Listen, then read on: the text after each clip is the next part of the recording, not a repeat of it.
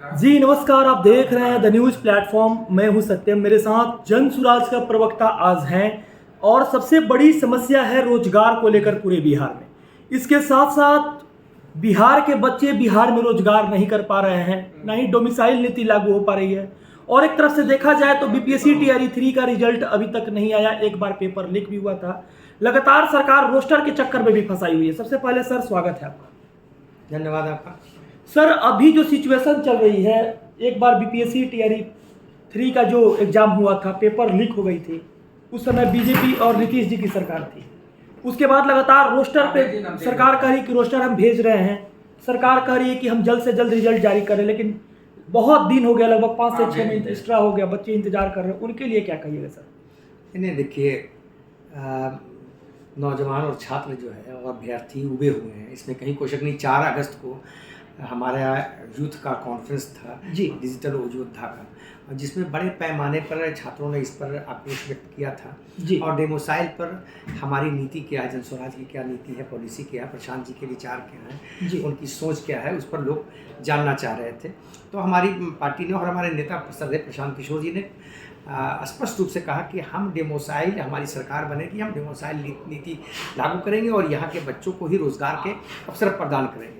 आप जानते हैं कि बिहार में जो श्री नीतीश कुमार की सरकार है, उसने जून 2023 में चूँकि ये था कि नीतीश कुमार जी इंडिया गठबंधन के कन्वीनर बने थे और वो कन्वीनर बनना चाहते थे। उन्होंने फॉर्म किया था इंडिया गठबंधन, उसके प्रणेता थे वो, और यूपी के फूलपुर लोकसभा क्षेत्र से वो चुनाव लड़ना चाहते थे। इसलिए उन्होंने बिहार में जो डेमोसाइल नीति थी उसमें संशोधन करके और फूलपुर और यूपी के लोगों के लिए रास्ता साफ किया और अपने राजनीतिक लाभ के लिए, जिससे बिहार के लोगों में आक्रोश है। और यही वजह है कि जन स्वराज को पूरे बिहार में व्यापक जन समर्थन नौजवानों का, युवकों का, अभ्यर्थियों का मिल रहा है। निश्चित रूप से हमारी सरकार बनेगी तो हम डेमोसाइल नीति को लागू करके रोजगार के अवसर पर पैदा करेंगे। जहाँ तक आप रोजगार की बात कर रहे हैं, तो हमारा जो 5 मुद्दा है, हम विश्व स्तरीय शिक्षा देने की जो बात कर रहे हैं, पलायन की पीड़ा की बात कर रहे हैं, बेरोजगारी समाप्त करने की बात कर रहे हैं, किसानों के लिए खेतों को आयप्रद बनाना चाहते हैं, सोशल सिक्योरिटी का जो सवाल है उस पर हम काम कर रहे हैं। तो हमारे जो मुद्दे हैं, पहली मर्तबा बिहार का कि आम आवाम इशू पर विचार कर रही है। पहले वो मंदिर, मस्जिद, जात पात, लंद फन पर थी। इस बार पहली मर्तबा बिहार की जनता ने श्री प्रशांत किशोर जी के नेतृत्व में और उनके विचारों से प्रभावित होकर के इशू पर, मुद्दों पर, जो जन समस्याएं हैं, रोटी कपड़ा और मकान की जो जन समस्या है, पहली मर्तबा जनता उधर मुड़ी है और हम लोगों को व्यापक समर्थन दे रही है। हम राज्य सरकार की जो पॉलिसी है छात्रों के संदर्भ में टाल मटोल की, हम इसकी निंदा करते हैं। हम राज्य सरकार से मांग करते हैं जन स्वराज की जो करना है जल्दी कर दो भाई, और नौजवानों की उम्र के साथ क्यों खिलवाड़ कर रहे हैं। सर अभी रोजगार एक बहुत बड़ी मुद्दा है पूरे बिहार में। लगभग 15 करोड़ जनसंख्या बिहार की होने वाली है और यहाँ पर लगभग 65 से 70% युवा है। इन युवाओं में एक अलग ललक है नौकरी की, सरकारी नौकरी की। बिहार सरकारी नौकरी के लिए एक अलग इनकी ललक है। उस ललक को देखते हुए आप 4 सीट पर चुनाव लड़ने वाले हैं। करारी के सीट पर चुनाव लड़ने वाले हैं, तरारी के सीट पर चुनाव लड़ने वाले हैं, बेलागंज के सीट पर चुनाव लड़ने वाले हैं, इमामगंज के सीट पर चुनाव लड़ने वाले हैं और रामगढ़ के सीट पर आप चुनाव लड़ने वाले हैं। वहां के युवाओं के लिए सबसे बड़ी मैसेज आपकी क्या होगी और आपका क्या सिनेरियो है, क्या प्लान है उन युवाओं के लिए जहां पर आप चुनाव में वोट मांगने जाइएगा? आपका क्या प्लान है, क्या आपका मोटो है? उस मोटो को सर समझाइए। देखिए, हमारा मोटो जो जन स्वराज आएगा 5 चीज़ हो जाएगा, दिख रहे हैं पोस्टर आप हमारा, ये पूरे बिहार के लिए है। तरारी, रामगढ़ और बेला और इमामगंज के लिए कुछ अलग से थोड़ी है। हाँ, हम ये कर रहे हैं कि हम बड़े बड़े दिमाग को, सिलेक्टेड लोगों को, अनपैरेलल लोगों को, जो देश के एसेट है। आज आपने देखा कि जन स्वराज के प्रणेता श्रद्धेय प्रशांत किशोर जी ने तरारी, भोजपुर लोकसभा क्षेत्र के अंतर्गत तरारी विधानसभा क्षेत्र है, वहाँ के उम्मीदवार की घोषणा की है। तो जो सेकंड मैन रहा है आर्मी का vice chief of army staff, उनको Shri lieutenant general Shri Krishna Singh, Shri SK Singh sahab को उम्मीदवार बनाया है। तो जो लोग दिमाग हैं, जो बुद्धिजीवी हैं, जिनके पास सोच है बिहार के लिए। आप समझिए जिस पद पर वो व्यक्ति रहा हो, जो पटना माने उच्च न्यायालय के हाईकोर्ट के जज के लेवल पे उनको वो जुडिशियल एकेडमी में भी वो थे, ट्रिब्यूनल जुडिशियल था, तो फिर एमएलए का क्यों चुनाव लड़ना चाहते हैं? एमएलए का चुनाव इसलिए लड़ना चाहते हैं कि वो बदलाव करना चाहते हैं बिहार में, तरारी विधानसभा क्षेत्र में बदलाव लाना चाहते हैं, बिहार में बदलाव लाना चाहते हैं। तो हमारे पास हर जगह एकदम सिलेक्टेड लोग उम्मीदवार आ रहे हैं जो जिनके पास सोच है बिहार की सेवा करने के लिए, बिहार की खिदमत करने के लिए, कुछ जज्बा है यहाँ के लिए कुछ कर गुजरने का। 10 मार्च 1990 को श्री लालू प्रसाद जी बिहार के मुख्यमंत्री बने थे और तब से लगातार श्री लालू प्रसाद जी, उनकी श्रीमती राबड़ी देवी जी, लालू जी भी मुख्यमंत्री बने थे तो भारतीय जनता पार्टी और नीतीश कुमार श्री रघुनाथ झा जी के समर्थन से बने थे। 1997 में उनकी श्रीमती राबड़ी देवी मुख्यमंत्री बनी थी। 2005 में श्री नीतीश कुमार जी बने भारतीय जनता पार्टी के समर्थन से। तो ये है कि भारतीय जनता पार्टी हो, जदयू हो, राजद हो, कांग्रेस हो, जनता सबसे ऊब चुकी है। एक नए विकल्प की 35 साल में तलाश थी जनता को, 35वें साल में उनको विकल्प मिल गया है।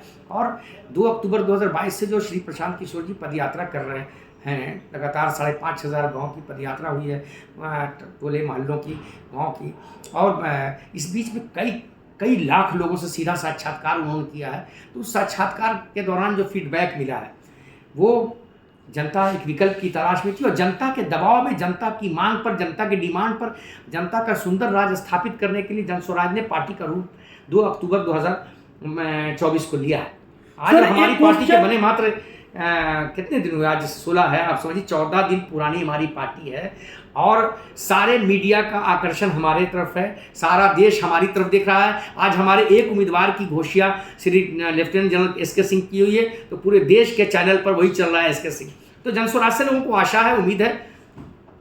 सर क्वेश्चन ये तो पार्टी उम्मीदवार घोषणा, बिहार में देश की आज़ादी के बाद लगातार कितने पार्टी बने, आए गए, इसकी राजनीति कोई पढ़ नहीं पाया, मंझ उस राजनीति में एक मंझना कहते मंझ नहीं पाया, जिसके कारण से 30 साल तक अभी तक राज किए। ये उपचुनाव जो हो रही है 4 सीट पे, जिस जगह के जो जनता इस बार उपचुनाव में जो लोग भाग लेंगे, जो बेरोजगार लोग भाग लेंगे, उनके लिए आपकी क्या विकल्प है? केवल 4 सीट पे तत्काल उपचुनाव हो रही है, उस पर क्या प्लान है? चाहे आपकी जो प्लान रोजगार से लेकर है, आपकी प्लान वहाँ की स्थिति और परिस्थिति को कैसे सुधारे, उसके लिए कौन सी प्लान है? इस प्लान को, इस सिनेरियो को बताइए सर। जो प्लान बिहार के लिए वही उन सारे भी लोगों का है। हम सत्ता में आएंगे, निश्चित रूप से आएंगे, हमारा संकल्प है, हमारा विश्वास है और हम जिस हौसले के साथ चुनाव लड़ रहे हैं कि बिहार की 243 में से 200 से ज़्यादा सीट जीत करके आएंगे, सरकार बनाएंगे। और सरकार बनाएंगे तो चूंकि अब वोटर यूथ ज़्यादा है तो उनकी निश्चित रूप से वो हमारी तरफ आ रहा है, हमसे काफ़ी अपेक्षाएं उसकी हैं, हमसे काफ़ी आकांक्षाएं हैं। श्री प्रशांत किशोर जी अभी बिहार के नौजवानों की आशाओं के केंद्र बने हुए हैं, तो हम उसकी अपेक्षा को पूरा करेंगे निश्चित रूप से। देखिए अब तक जो आज़ादी के बाद बिहार में जो सरकारी नौकरियां हुई हैं वो 2% ही सरकारी नौकरी है। जो आबादी है 13 करोड़ की आबादी है, 2% भी से ज़्यादा नौकरी नहीं होती है।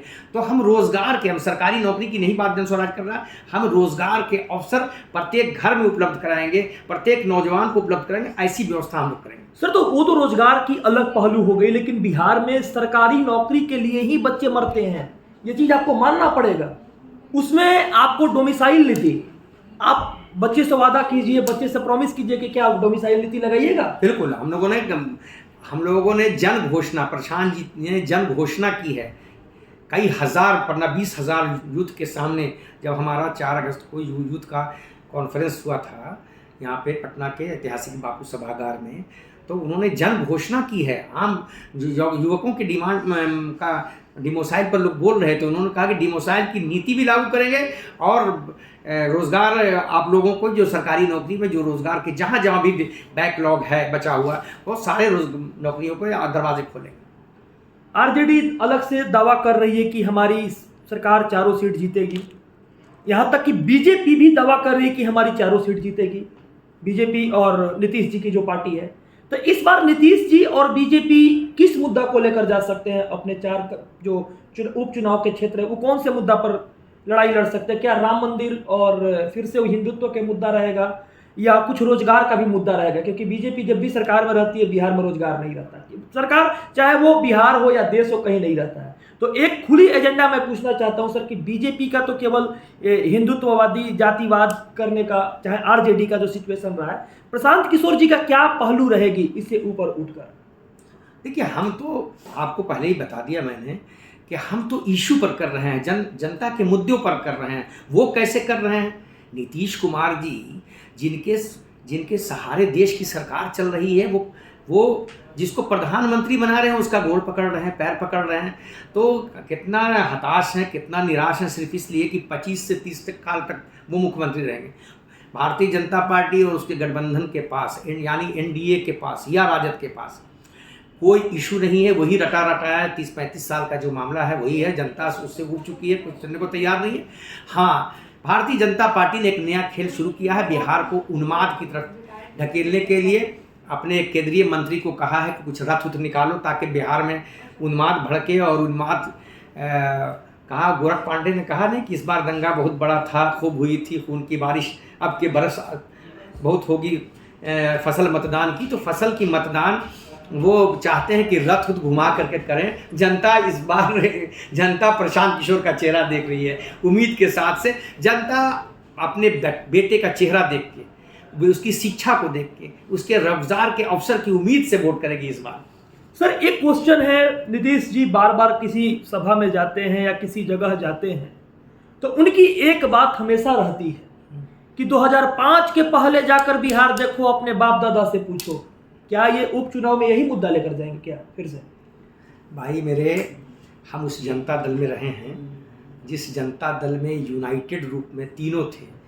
स्वर्गीय रामविलास पासवान जी भी थे, नीतीश कुमार जी भी थे और श्री लालू प्रसाद यादव जी भी थे। तो श्री वीपी सिंह की सरकार थी, यहाँ तो बिहार का मुख्यमंत्री बना के भेजा गया था श्री रामसुंदर दास जी को।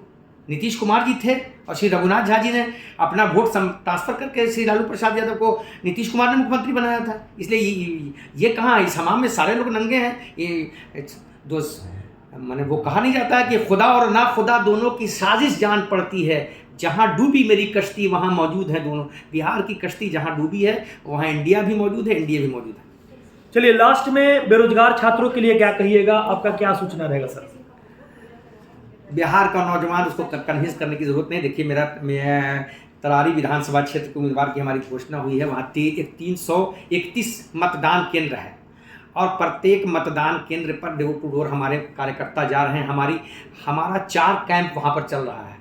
डोर टू डोर लोग जा रहे हैं, कन्विंस कर रहे हैं जनता को। हमारा अभी प्रत्येक केंद्र में 50-50 जन स्वराजी साथी हैं जो हमारे वर्कर्स हैं जो जा रहे हैं हम लोगों के पास।